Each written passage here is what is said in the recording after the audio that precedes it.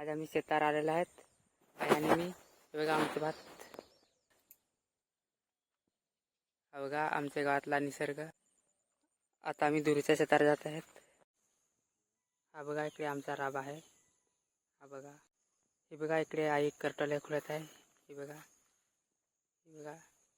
करटोले. हे बघा दूरच्या शेतावरचं आमचं भात. हे बघा इकडे किती सुंदर फुले आहेत. हे बघा इकडे तेरे भाज्या आहे. हा बघा इकडे उडीद आहे.